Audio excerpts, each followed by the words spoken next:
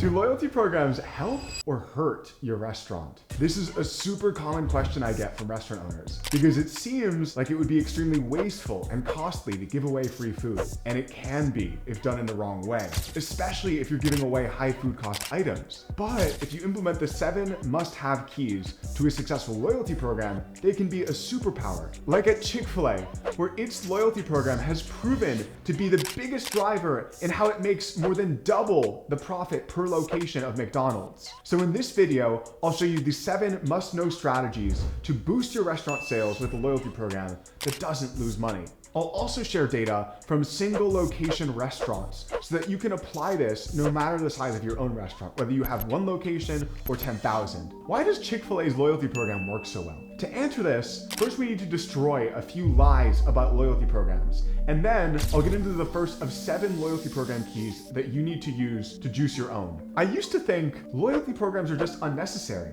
After all, people will buy our food anyway, so why are we giving it away? But the research proves otherwise, because in the competitive world of the restaurant business, a new report shows that 50% of women and 44% of men's decision on which restaurant to go to is influenced by financial rewards, like loyalty points. And I know what you're thinking right now. This is impressive, Adam, but I don't want to attract the wrong guests. Guests that only want discounts don't value my food. And the data actually disagrees with that one too. The data shows that it is the right strategy even if you have delicious, loved food. Look at Chick-fil-A's example. People famously love Chick-fil-A's food. And they also have a loyalty program with tiers to make the experience extra addicting. What do I mean by this? For every $1 spent at Chick-fil-A, members earn 10 points. But the higher you go on the levels, the better rewards you get. With the silver tier, you get more points. Then when you reach the golden tier, you get even more. If done right, a loyalty program creates incentives for people to pay you more every single order. So they do. It's powerful. Now to the big question that I'm guessing is on your mind. How does it all work so well? What's the science behind it? And what are these keys that you're talking about, Adam? That brings us to key number 1.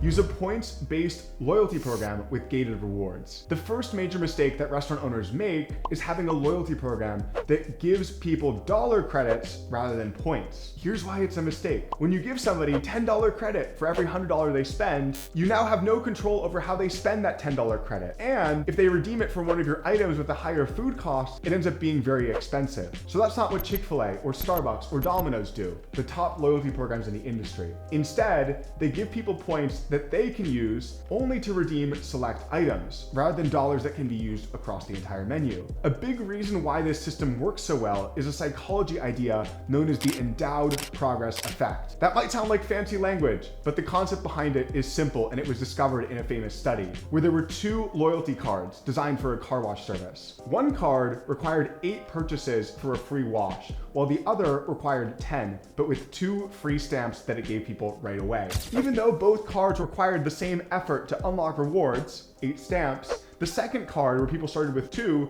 drove a higher purchase rate. Why? Because customers felt like they were already on their way to a reward, and so they wanted to get to that next level. This progression encourages them to spend more, creating a cycle where people buy more to get the rewards. If you think about how somebody perceives the points that they have in their account, they always want to use those points to get to the next level, where they're able to unlock the next level of rewards. But if you just give them $5 off because they spent $50 or $10 off because they spent $100, they're incentivized to use that credit right away, save on the next order, and they don't have this effect where they get more and more addicted to unlocking the higher level of rewards. Now, just because you give people random points, it doesn't mean you're going to make money. You could still lose money with a loyalty program if you're giving people points, unless you do this next key. I hinted to this earlier, but this is key number 2. You need to choose the right items to reward on your loyalty program. This is a powerful economic hack that restaurants have used forever to make their guests feel like they're getting amazing value, but without killing profits. It's all about perceived value versus actual cost.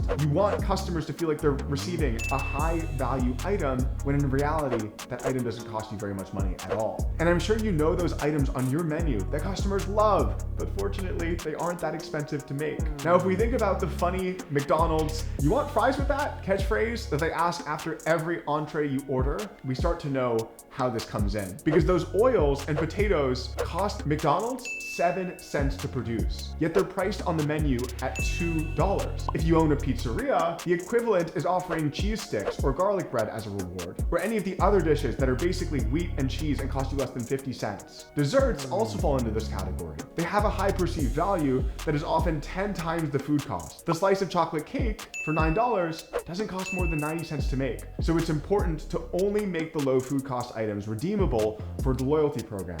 Here's why. When you give somebody an item that is worth $7 on the menu, they feel great. It's $7 for free. That's freaking awesome. And you can give that every 2 orders if you ensure that the food cost behind that $7 item cost you less than 70 cents. So that you're effectively giving less than a 10% discount for these big orders where you get a lot more than $7 worth of total value. Here's the magic behind it for the guest experience. When a guest orders from a restaurant and they see that they just unlocked a free slice of cake, it is amazing. They feel how generous this restaurant is. They're giving me a free slice of cake. It's $7 on the menu, but I get it without having to pay any money just because I'm a part of the rewards program. To the restaurant though, that's where the magic comes in, because the restaurant is only paying 70 cents for the ingredients that go into that slice of cake. So even though they're able to give it away for what seems to be $7, it costs them 70 cents to do. And that customer, to unlock that $7 perceived value that cost the restaurant 7 cents, is actually spending over $70 to get that reward in this loyalty program example. So by being careful about the food costs in what items are eligible for the loyalty program, we can make sure that we reward repeat ordering behaviors and larger transaction sizes while not costing the restaurant much money at all and building goodwill with our customers. It's kind of like when you stumble across that item that looks kind of epic in the flea market and it costs you $5 to pick up, but it looks like it could be a very expensive piece of jewelry. So when mom's birthday comes around and she needs a piece of jewelry, you've got her covered with a unique designer that cost you $5 in reality, but that looks like it could have come from a very high-end place. Mom doesn't need to know the price tag. She's just as happy either way. To her, it's one of a kind, unique item. She has never even seen it in any of the department stores, but you know that you were able to make her day without breaking your wallet. And with the designed loyalty program around this secret, you're able to repeat that again and again and again, making your customer's day like I might have made my mom's day a few Christmases ago. I really hope my mom doesn't watch this YouTube channel.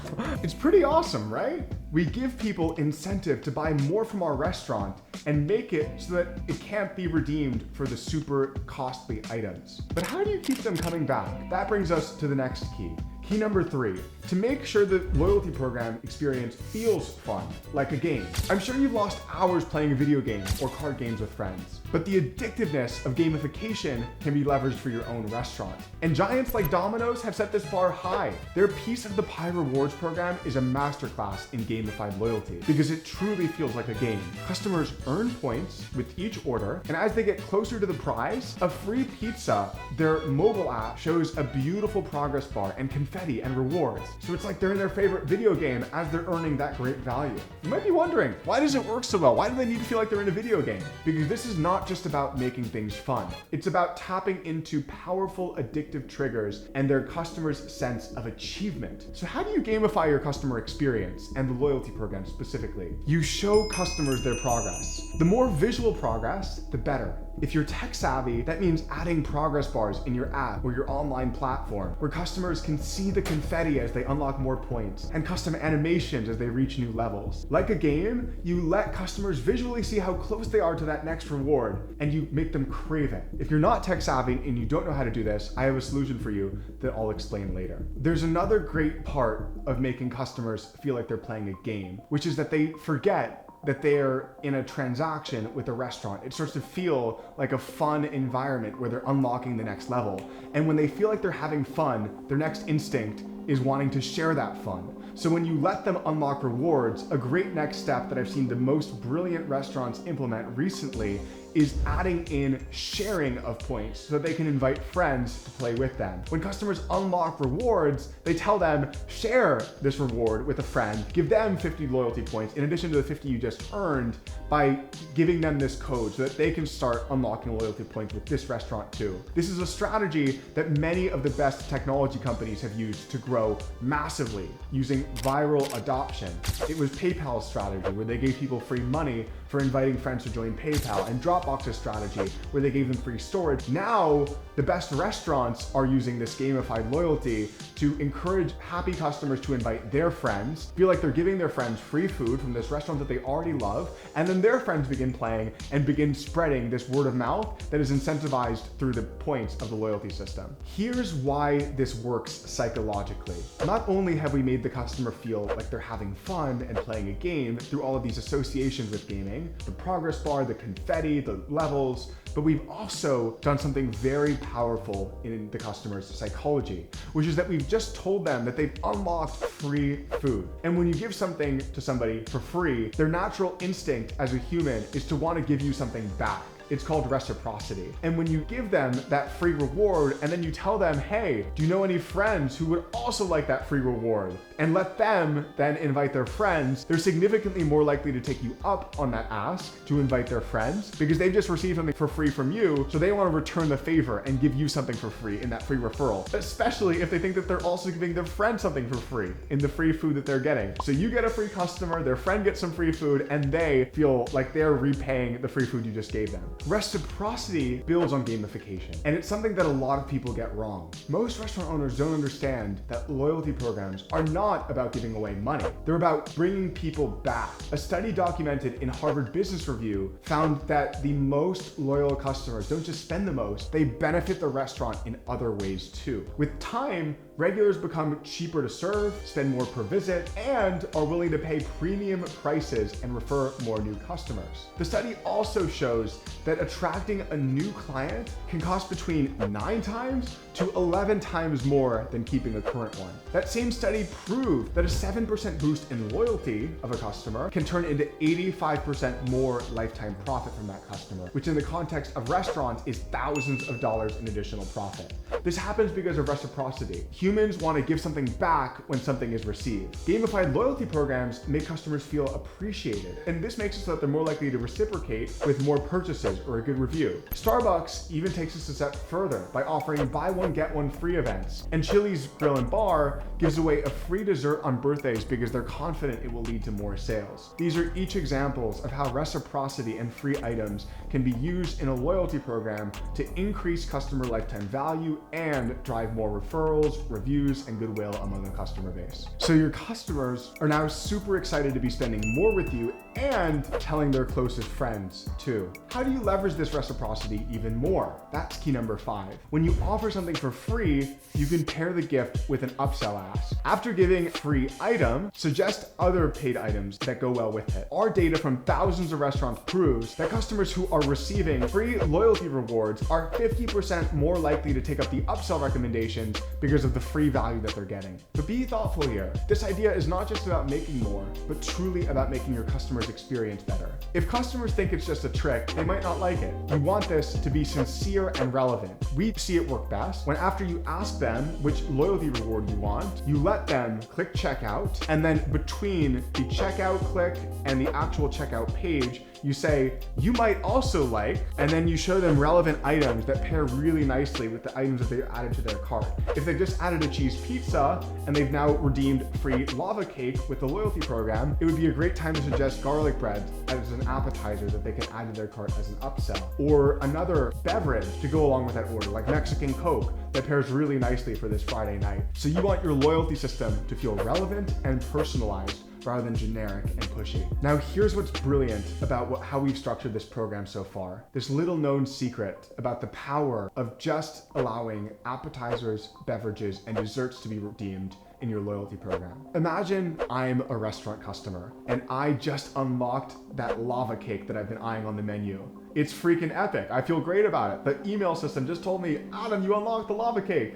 And now I go to redeem that lava cake and I realize, is it worth just ordering a lava cake with this delivery order? If I'm gonna be ordering from this pizzeria anyway, might as well get the pizza that I like. And so they end up building up their cart where even if they're just getting a lava cake or a beverage or a dessert of another kind, they end up adding all of these other relevant items, which again boost their transaction size and hit back on the endowed progress effect, where they're going to be earning more loyalty rewards with all these items that they're truly buying from their menu and restarting the cycle of wanting to earn up to that next level and that next reward. These items will never be independently satisfying, so you'll never have people just taking free items. They'll always be a part of the cycle to incentivize them to restart the process of earning up enough points to get that next reward. And before we get into the next strategy, I'm going to try the reciprocity principle to make sure it still works. So if you feel like I've been helpful with this video and you've gotten a lot of free value, then help me back by hitting that like button. Will help other restaurant people like you find this video, and it will help me continue to grow this channel because I'll see that people love the content and that I should continue making more. That brings us to key number 6, which is automating reminders. It doesn't matter how many lava cakes I've earned if I've never redeemed them and my points just sit there. So any good loyalty program constantly reminds customers about the points they already have and reminds them to redeem those loyalty points before they expire, because that drives urgency to act. This might seem stupid, but it's super powerful psychologically because it taps into this psychological hack called completion bias, which is basically the desire for humans to finish what they start. If you watch Netflix, I'm sure you've finished a show that probably kind of sucked towards the end, but you decided to finish it anyway, right? In loyalty programs, it's the same deal. Not that the reward sucks, but when customers feel that they're that close to a reward and they've come this far, they want to finish what they've started and get that prize. Even if that prize is small, the satisfaction that they feel from finishing it is large. So how do you set this all up? Because I know you don't have time to be sending emails every Friday telling customers about their forgotten loyalty points or texting them and telling them, hey, Michael, your loyalty points are about to expire. There's an easier way to do it that I recommend, which is you first turn your website into an email collecting machine that signs people up to the loyalty program. Picture this, somebody visits your homepage and then bam, right at the top, there's this cool spot where they can drop in their name, their email, and maybe their number to opt into your loyalty program. But here's the twist. They gotta know what's in it for them. Why should they bother even signing up, right? The best way to explain this is with an example from my friend Antoinette, the owner of Ottavio's Italian restaurant. Antoinette does something brilliant, which is after she receives a new customer ordering from her website, she tells them quickly how many points they just earned at the checkout page, and then again with an email. But it doesn't end there, because Antoinette has an email marketing system that is automated and that tells customers every few days, hey, Adam, you've got 57 points remaining until your next loyalty reward. Here are some of the items you can get. And it's consistently and subtly reminding customers, wow, I could get the free garlic bread or the free angel hair pasta or the free lava cake from Antoinette's place. I should really get my way to that next level. She's also showing visualizations in those emails like McDonald's does and Domino's does to make people clearly visualize what it is that they're working towards. This is completion bias, and it's so powerful because when you can remind people of the progress they've made and how far they've come, they are that much more likely to finish the job. Earlier, I told you I would share real numbers from real restaurants, and not just large restaurants like Chick-fil-A, but smaller independent restaurants like Ottavio's Italian restaurant, Antoinette's place. Here's what's so interesting about her loyalty system. Within a year of launching it, over 95% of her customers are opted into this loyalty program. Not only that, but she's developed this habit within her customer base to always order directly from her rather than DoorDash or Uber Eats, because they recognize the rewards that they're getting from this system. So over that year period, she's gone from doing 0 in her direct online ordering business and having the vast majority of her online orders flow through third-party apps to now doing tens of thousands of dollars every month and thousands of dollars every month in pure profit. When you ask her customers why they love ordering from her app so much or why they love her online ordering system, the number one reason they cite is we get rewards every few transactions. It's great value. Antoinette is so generous with us that we actually feel like we're getting better value in ordering from her loyalty system than we could get from any other restaurant that we buy from. And Antoinette's been very smart about this, where, like we described earlier in this video, she's built it around those low food cost but high profit margin items. that are listed on the menu for between $9 and $15, even if in reality they have a food cost of less than $2. This enables her customers to feel like they're getting amazing value by ordering directly from Antoinette, because they are, but it's not costing Antoinette much money to do it all. It's building this goodwill in her customer base that makes them consistently tell her that they love her online ordering system, that they feel like they get the best value of any restaurant in ordering from her, even though her prices are about double the prices for Domino's down the street. On that note, if we study the restaurant businesses that have built the biggest direct online ordering volumes, like Domino's or Chick-fil-A or Sweetgreen, the thing that they all have in common is that they all have a really rewarding loyalty system, because that loyalty system gives the guest a clear reason why to order directly from that restaurant's app or website rather than ordering from DoorDash, Uber Eats. When guests are making those decisions about should I order from the restaurant directly or should I order from DoorDash or Uber Eats, one of the questions they're asking themselves in their mind is, where am I going to get the best value? And if it is clear that you get the best value in ordering from that restaurant directly, then that is what those guests that are value sensitive do every single time. I've seen it again and again across hundreds of independent restaurants now that have reclaimed their customers from DoorDash and Uber Eats, and they all do it using this very brilliant loyalty program structure. At the end of this video, I'll show you another video where I describe in greater detail how that conversion process works and the other major key to it. But first, we have to cover tip number 7. Now, I know what you're probably thinking. This sounds like a lot of techno mumbo jumbo, but there's a way you can make it easy even if you don't know how to build a website or code a complicated app with a loyalty system integrated. Over the past 6 years, I've done exactly that. I've studied all of the top restaurant brands and built all of these keys from them into our own points-based loyalty system at Owner.com. We based it off of the loyalty systems of Domino's and Starbucks and McDonald's and Chick-fil-A, which all have these things in common. It handles all the technicality of setting up the points milestones and tracking customer points and all of the visual progress bars and rewards animations and automations and reward reminders, and even gives you your own mobile app so that you can make using the loyalty system extra easy for guests. Now, as one of the creators of the Owner platform, I know I'm a bit biased in saying this, but we've helped so many thousands of restaurant owners change their businesses and reach that next level of efficiency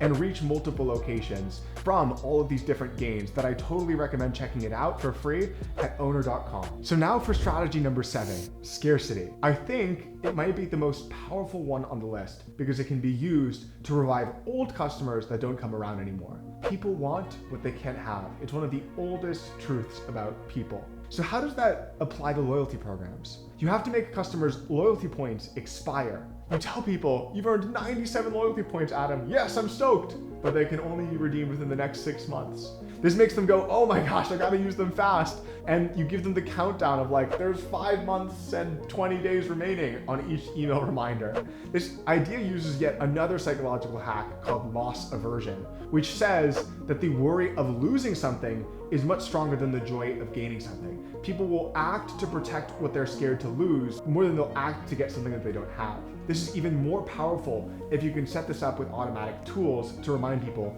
at the right times. The reminders serve another important benefit, which is that they make the messages feel more relevant to the guest. Because rather than constantly messaging them and telling them, come buy our shit so we can give you more loyalty points, which is how it reads without the reminders that tell them about the expiration, the reminders tell them, hey, Adam, I'm looking out for you. You got 43 points and they're only 5 months away from expiring, so it's best to get your next reward and redeem it quickly so that you don't lose those points that you've worked so hard to gain.